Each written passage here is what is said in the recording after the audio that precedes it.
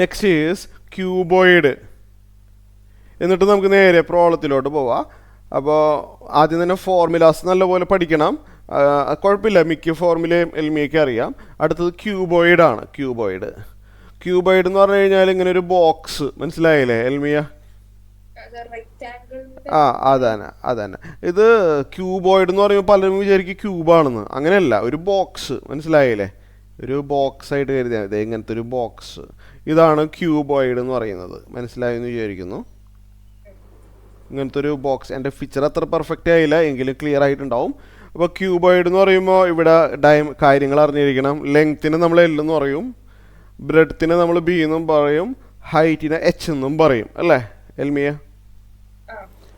അപ്പോൾ ഇത് ബൈ ഹാർട്ടാക്കി വെക്കുന്നതാണ് കുറേയും കൂടി ബെറ്റർ. അല്ലെങ്കിൽ നമ്മൾ ഈ പിക്ചറൊക്കെ വരച്ച് കഷ്ടപ്പെടേണ്ടി വരും.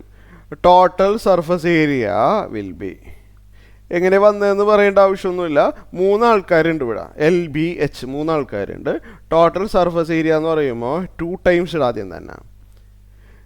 എന്നിട്ട് പെയർ വൈസ് പ്രോഡക്റ്റ് എടുക്കുക, L B plus B H plus L H. അപ്പോൾ അല്ലെങ്കിൽ ഇത് പഠിച്ചു വെച്ചാൽ നമുക്ക് വെറുതെ പിക്ചർ വരച്ച് ഇവിടുത്തെ റെക്റ്റാങ്കിൾ പ്ലസ് അവിടുത്തെ റെക്റ്റാങ്കിൾ, ഇവിടുത്തെ റെക്റ്റാങ്കിൾ, അവിടുത്തെ റെക്റ്റാങ്കിൾ എന്നൊക്കെ പറഞ്ഞ് വെറുതെ സമയം കളയാതെ ഈ ഫോർമുല പഠിച്ചാൽ നമുക്ക് കൺഫ്യൂഷൻ ഇല്ലാതെ വേഗം ചെയ്തു പോവാം, അല്ലേ എൽമിയ?